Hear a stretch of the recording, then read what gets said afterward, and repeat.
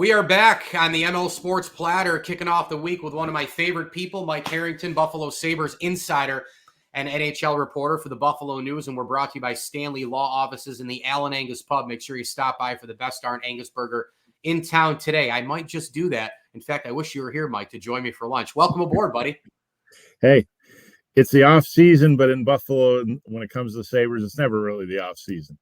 Yeah, no doubt. So Lindy Ruff is back, and I don't know, man. I when I heard the news, I didn't hate it, I didn't love it, but I was kind of going, why? Why not just get a little bit more creative? It seemed like it was too easy, too safe, too nostalgic, too this is our guy from yesteryear. I don't know. Maybe I would have tried to give David Carl an offer he couldn't refuse, try to go get a college coach to get these guys grinding.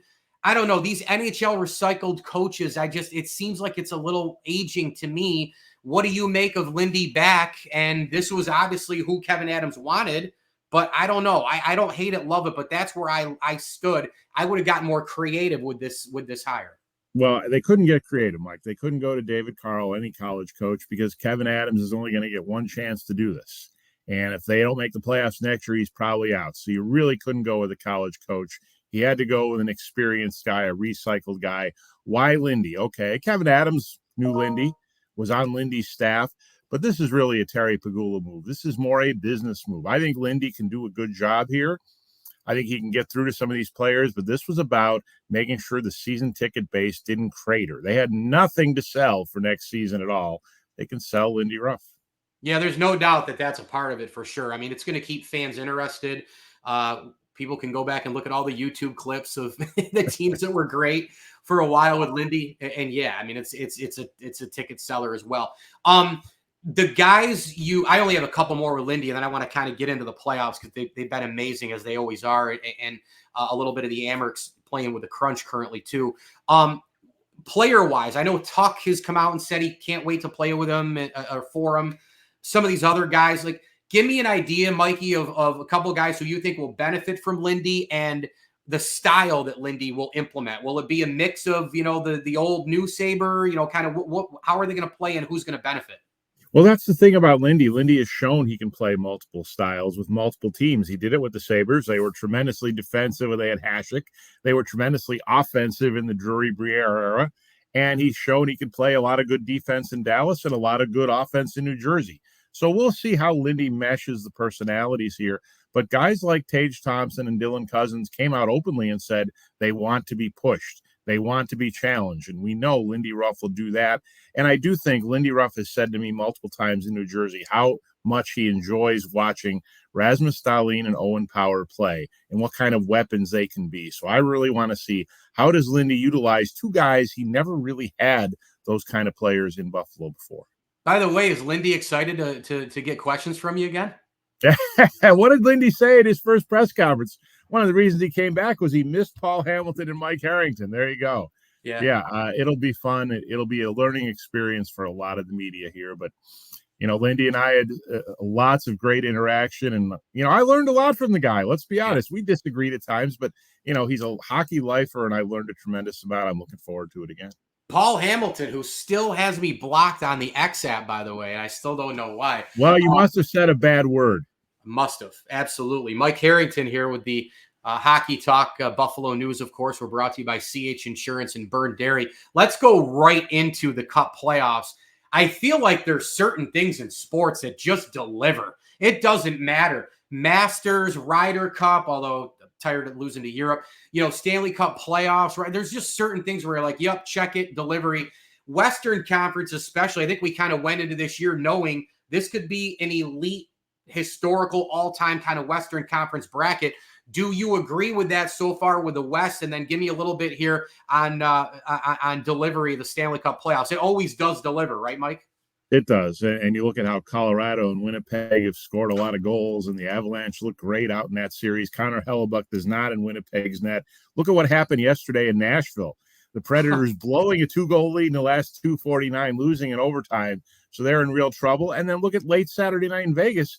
Dallas was a goal away from being down 0-3. Right. And they get an overtime goal from Wyatt Johnston, and they get back to 2-1. And these series have been terrific. The East has not been terrific. Let's be honest this year. The Leafs are in trouble.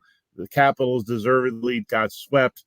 Tampa rallied against Florida. Nice win there. And, the Islanders rallied against Carolina. So we'll see if those two teams can make those series interesting. But it seems like there's 4 pretty solid teams in the East here. And then we'll see as we get to round 2 where they go. Yeah, I think that going into the playoff, I thought it was, if it wasn't going to, I'm not going to be shocked if Boston doesn't make it. If Boston's Boston. They can go one way or the other. We saw last year what happened, but they're still Boston, the culture and the guys who are there. I did, though, say going in, I would be really surprised if it wasn't Rangers, Carolina, or Florida. I love the way Florida plays. They're so entertaining. But, Mike, you mentioned it. The Rangers swept the Capitals, and this might be the most complete team that the Rangers have had since '94, even more complete than the Henrik Lundqvist teams, right? Frontline scoring, backline defensemen, they pinch in, they're elite special teams, they've got the goaltending. This, though, when you look at that East bracket, this has to be the year, right? I mean, they've got to get to the Cup Finals with this group. It does have to be the year. Now, I'll be honest with you. Back in October, I picked a Carolina-Edmonton final. So at the start of the playoffs, I wrote in my column, there's no reason to change. I'm going to stick. But what does that mean? That means Carolina and the Rangers in round 2, and some really good team is going down in round 2 in that series. You're right, though. I mean, the pressure is tremendous on the Rangers right now because they seem to have the full team. They won the President's Trophy. But, Mike, nobody who wins the President's Trophy gets there anymore. That's right. Nobody does. The last team to do it was Chicago in 2013. Forget about winning the Cup. They don't even get to the final. They don't even get past the second round most years for whatever reason. So we're going to see that President's Trophy jinx come out again. Can the Rangers survive it in round 2? Yeah, in the Rangers in the past, it's always been they have a great team. They're a contender. They get in, and it's the scorers who just disappear, the Brad Richardses and others, right? And now, so far, I know the Capitals are really weak compared to these other teams, but Trocheck, Zibanejad, they keep Kreider. They keep coming at you over and over again. To me, I don't worry about the defense. I don't worry about the goaltending. It's if those frontline guys, those top 6, top 9, if they can score over and over and over again, to me, that's where the Rangers are going to get to the Stanley Cup Finals. Is that where you land? Yeah, and I think the other thing is you have Adam Fox, who's almost a unicorn on the back end. You have Cale Makar in Colorado and Adam Fox in New York are 2 guys who do unique things and can really generate offense from the back end. And that really helps the Rangers stand out compared to a lot of other teams too. But you're right. It is about your top players. Spare me all the Matt Rempe talk. It's about your top players in the playoffs getting the job done. Look what's going on in Toronto. Their top players aren't doing anything. They're going to be out again. Your top guys win you a Stanley Cup. And I thought Panarin should have gotten more MVP talk this year. Absolutely. I mean, surely he's in the top 5. But it's tough when you have Kucherov and Connor McDavid and Austin Matthews. So we'll see where the voting lands. But certainly Panarin has had a tremendous season. Yeah, Nate McKinnon just passes the look test. The final thing I want to get to with you is, years ago, I mean, goaltending obviously is where it starts with the playoffs, as you know. And it was a Hasek, Brodeur, Waugh, Cujo, Hextall kind of era, right, way back when. And it jumped when you picked a cup favorite, it would start with the goalie. Goalie depth, special teams, your stars have to be better than the others. Those are kind of the ways you win a Stanley Cup. But now, is it great to have an elite goalie? It is, but look at Colorado, Winnipeg. Look at some of these other series.